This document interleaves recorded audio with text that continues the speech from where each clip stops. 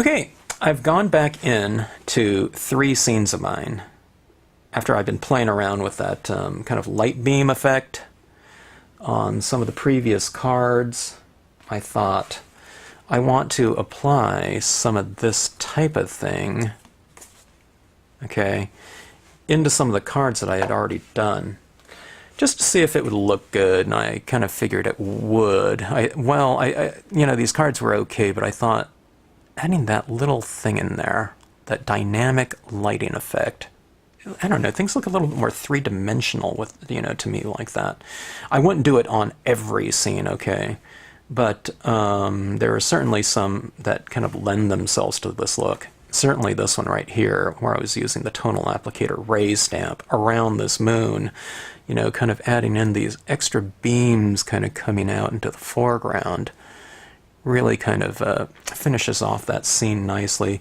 And these ones right in here, I added some in here, but then I added too much, so I kind of show you at the end of this video just how I kind of dab, you know. You can wipe some of it off after you've applied it if you're using the Colorbox, Clear Snap Colorbox Frost White, because it's slow drying, so it's really forgiving. It allows you to wipe it off if it's wet. If it dries, it allows you to wipe it off, and, you know, and so on and so forth. So it's really kind of malleable and easy to work with.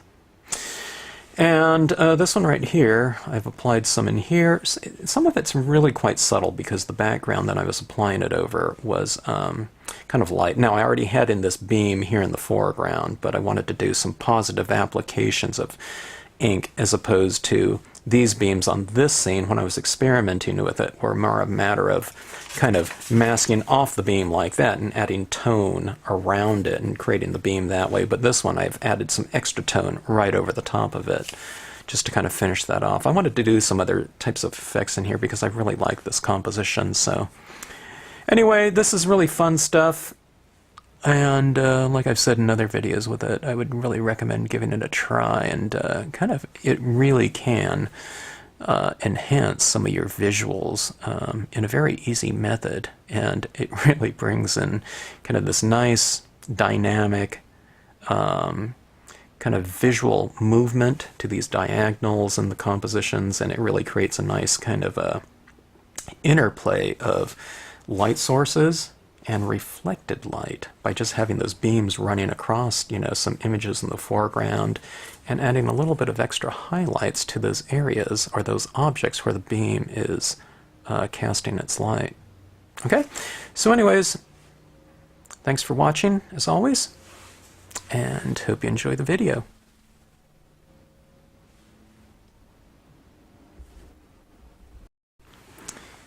Okay, we have some different scenes here, and these are all scenes from previous videos. Okay, I've been playing around with these light ray images lately with the pigment ink, with the real definitive beams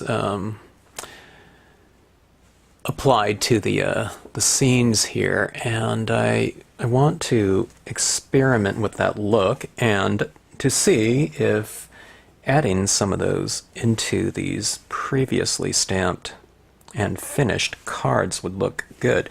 Now here was my first kind of, I don't know, test as far as that went, but these beams in the background were just simply beams that were, I guess they would be negative space. In other words, I've laid down a piece of paper like this, and I've applied the tone into the scene as opposed to applying like a positive application of translucent white ink right over the top of it. Okay. Now, one of the things that I found with this one is, well, first of all, it's a lot more, there's a lot more work doing it this way and trying to figure out where on these objects the beam will be, the beam of light will end up being. I don't know, does that make sense? So I had to kind of plan out on these trees and kind of wipe off some of the ink before I stamped them out, so that there was a little bit of a head start. But now I'm finding out, oh, I can just do white right over the top of it, okay? And that's a lot easier, believe me, okay? Not that this one was tremendously hard, but it did require a lot more planning. Okay, now these ones right here, these ones seem pretty obvious as far as where some beams of light could be very, very effective. Okay, now on here, this is what I used to be doing. I used to be applying a little bit of pigment ink on some of these branches, okay, to be reflective of kind of the light direction and where that light was traveling. I noticed I put a little bit of pigment ink over this one, but it was very minimal at the time. Okay, now these ones are very similar, so I won't do both of them, but let's try one of these out. Now this one right here is this kind of a, I don't know, do you see it as a sunrise or sunset? Maybe more of a sunset with those color brought into there, but I thought, you know, a nice little flare. I think the scene looks okay, but I think it can just look so much more dramatic, seeing what these, you know, positive beams of light can create in terms of a striking visual. All right. Looking for my one tip. I'm kind of leaving this one for my Colorbox ink right here. Okay, now I'm just going to find... Now this one's easy because I have my cloud with sun right here. So I have a real definitive light source in the scene, okay? Oops. That was my, I have a really juicy Colorbox Frost White, and this one's my kind of dry one. I want a little bit more of a dry one for this purpose. Okay. Alright. I'll start down here at my light source and start dabbing this in. And I'll come right across these trees. The light could be in the background, you know, the light ray. Or you can have it coming from background to foreground by going over your foreground imagery. Or it could be the midground imagery, whatever you want it to be. Okay, so we have that beam coming out like so. And why don't we do, I don't know, 2 or 3 of them maybe? Build it up a little bit more towards the light source, you know, build up a little bit more paint, you know, Colorbox, or pigment ink. Build up a little bit more pigment ink towards the light source so it's a little bit lighter. You can't see this as much towards the light source because you're tapping white onto light, so white on dark stands out a little bit more, but I would build up a little bit more, if you can, around that light source. And then as you move out, then use a little bit less because you don't need as much.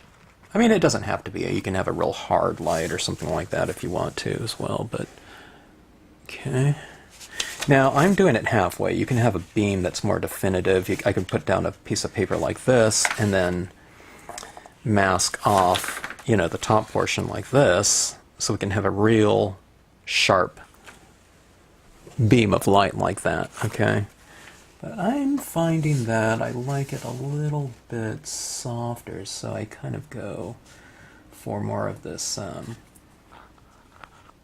don't know, the way I've described it is like kind of like a curtain of light. And you can do it from the top or bottom. This one I'm doing kind of more of a bottom application, okay? I'm masking off the bottom portion of it. I don't know if you need to keep it consistent and do bottom only, or if you can do bottom and top, I'm not sure. I haven't played around with that. I'm saying top and bottom, you know, within the same scene. Yeah, maybe I'll do that. Okay, so it's kind of, we have these kind of dramatic beams coming out. Sorry about that last video on the beams. I think I zoomed in a little bit too close, and so sometimes I'm working like off the scene. When I'm doing these, kind of coming across these, I don't know, new techniques for me, at least.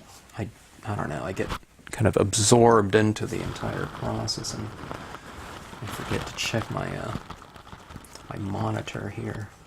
screen on the back of the camera. Okay, now this one I am doing the top portion of the beam. And I'm generally kind of starting it from kind of a smaller area back here. Then I'm going a little bit wider, you know, as it moves away from the light. Okay. So over here, it's just, I'm really hovering, you know, around the piece of paper. Okay, I'm just using kind of a small bit of my tip. But when I get up here, I'm probably going about a 1/2 inch and very lightly dabbing it again. Okay.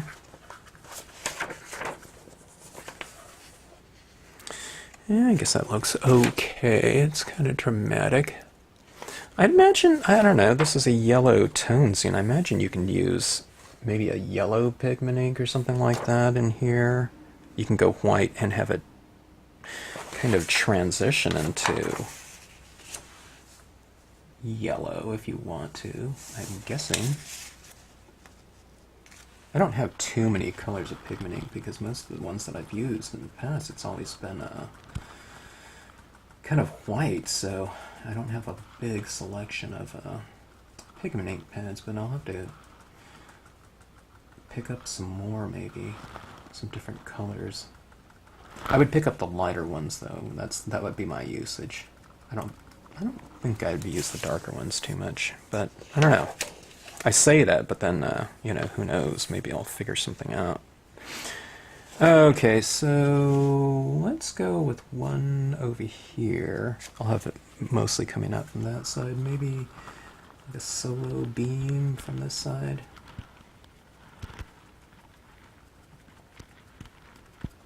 Maybe a real subdued version.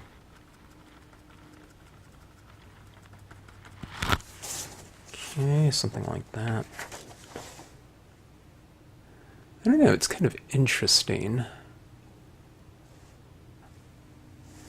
I tell you what, I want this beam to be coming in front of this tree, so I think that'll look better. Let's do this. Let's go right across the tree this time. Or maybe I'll do a part of the tree. Who knows? Let's see here. Something like that.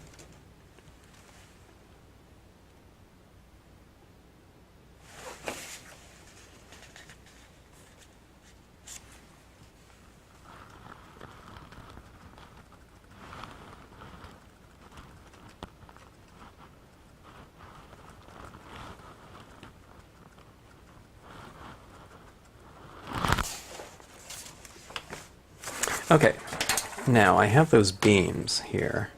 Let me show you one of the things I'm finding too that's kind of fun. Okay, now where those beams are kind of coming across the foreground imagery, what you do is you take your gel pen or something like the Dr. Martens white, and you can add a few extra highlights right on those trees where you have that encounter with the beam. You know, just to strengthen that idea of cast light and reflected light.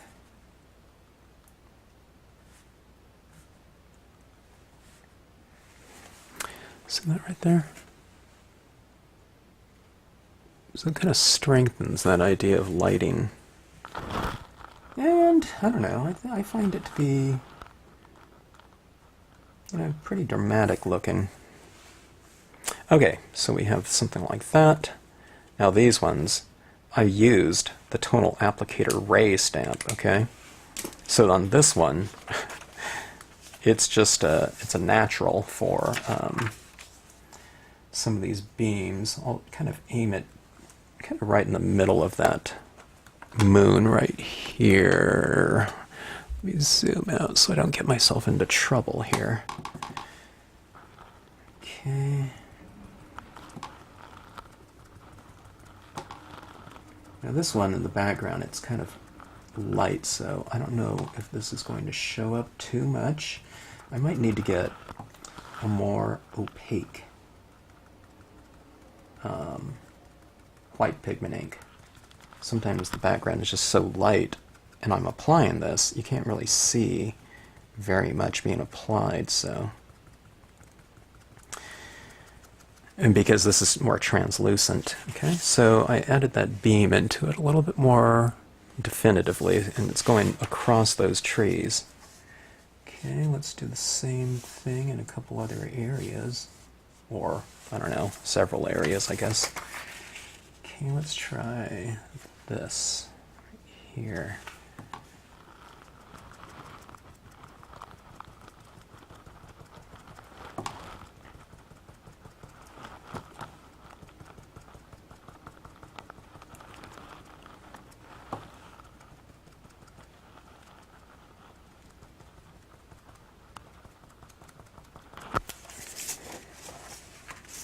Look how good that looks right there. Isn't it kind of interesting like that? Very celestial looking, I would say.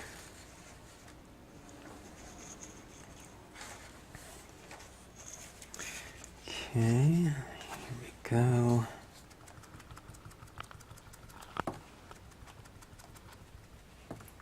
There is a lot of visual movement when it comes to these rays. First of all, like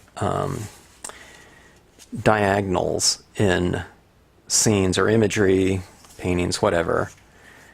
There's kind of a motion to that, and a dynamic type of, I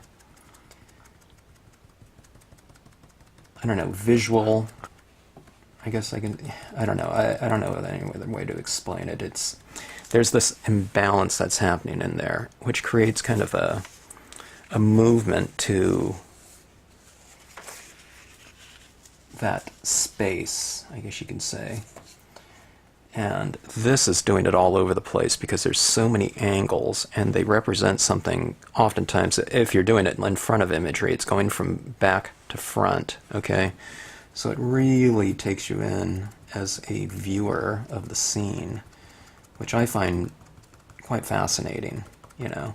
And I don't know, we all like those kind of photographs where someone has gone out kind of on a real misty morning, or it's in the afternoon and they're in the shade, but there's these crepuscular rays kind of, you know, coming out into the scene. It's a beautiful scene without it, but you have those rays in there, and there's certainly like a kind of a dynamic element for sure with something like that. And that is really fun to be able to now go in and add that in this very simple formula here into your scenes, okay? What I'm finding on this one right here, because it's not showing up to a whole lot, I probably would make the scene darker to begin with in the background. You know, if I'm going to apply these rays. I mean, it's in there, but I would just enhance it a little bit. Okay, let's make these treetops a little bit lighter in some of these areas as well. See, this is what this is created for me. I can go a lot more liberal with this ink, and I'm finding that it looks pretty good. Before I was a little bit more, maybe, I mean, in comparison, it was a little bit more of a gingerly look to it. I guess it's because I was also kind of applying it with, you know, a cotton swab, which I'll still use for detail, but I'm finding that this looks pretty good applied kind of more. Now this is kind of a hazier look. You know, we have these beams going down, see that?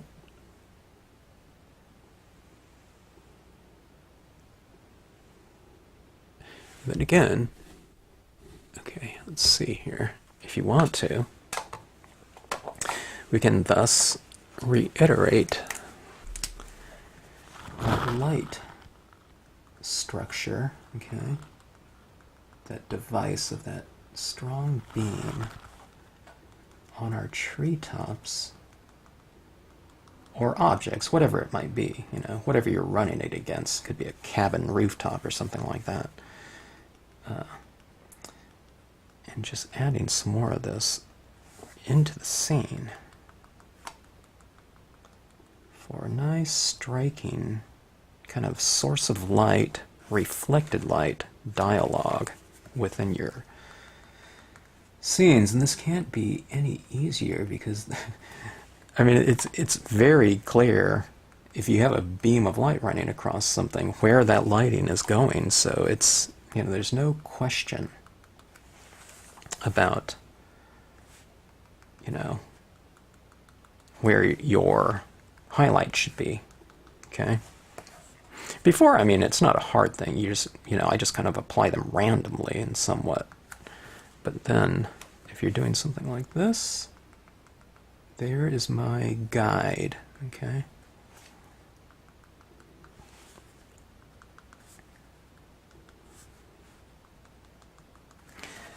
Okay, see that right in there? See, there's a few more highlight. Oops. There's a few more highlights right in those beams right there.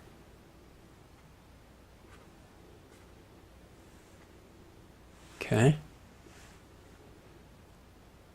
Now I need a spaceship or something like that, you know, with someone getting beamed up, you know, or an animal, you know, livestock or something like that with some crop circles or something like that in the background. Okay, now this one right here, I thought, I could use some other lighting in here. Let's do something like, let's create a stronger kind of beam of light across here. I thought I was done with this one. I really loved it when I did it, but I think we can make this an even stronger statement. Just putting this pigment ink right across the top of it, creating a stronger beam, you know, like that. And also I thought, we're kind of missing kind of another beam in there, like a third one might be kind of interesting. Let me strengthen up this background one.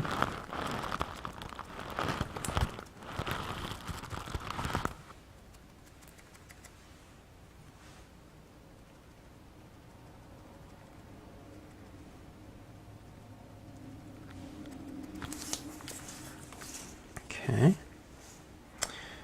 And let's see. Let me try to. It's very, very light in the background there. But let me try to put another one in that area. Okay, I'm going to put it like it's behind. Oops, sorry. I'm going to try to put it behind these trees here.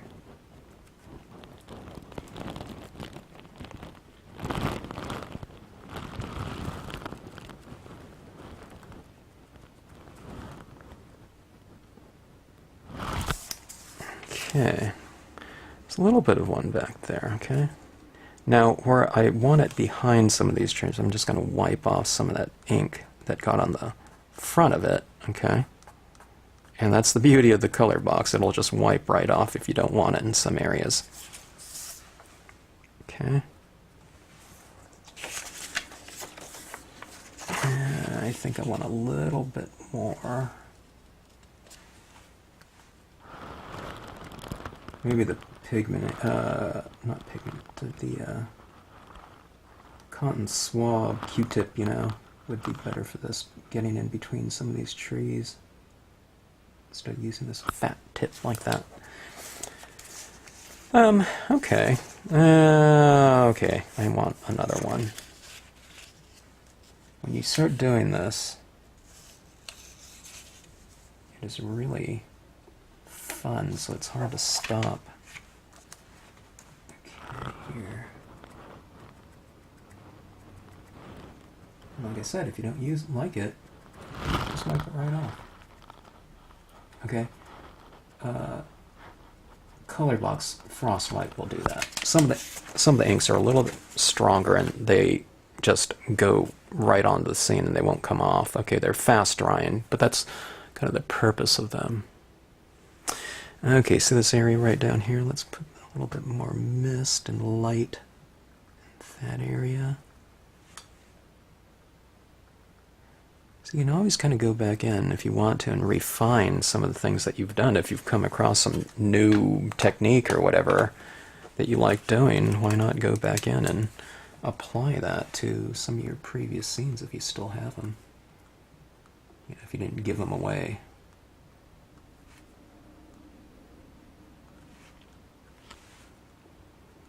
As most of us do with our scenes, you know, creating cards, right?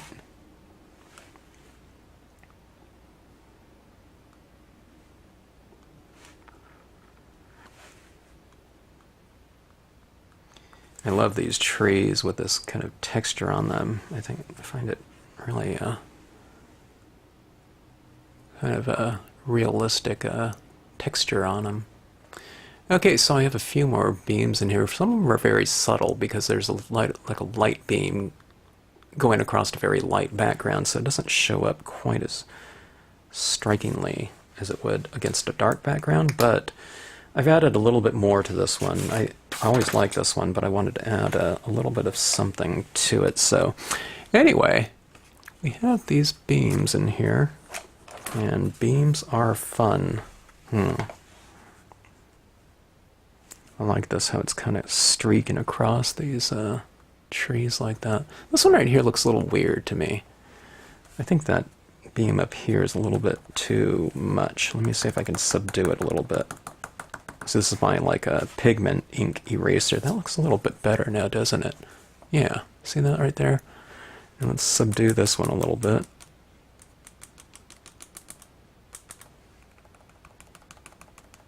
Okay, so it kind of dissipates a touch. How about out here too? And I'll do a video and I'll show you how to spray these, you know, so that you don't lose all of these different effects right here. Okay, so see that right there? I just kind of dabbed that off. I mean, you can use a, you know, a paper towel or something like that too. Yeah, it's a little bit more subtle now, right? So I kind of like that. Additional beams for your beam viewing pleasure.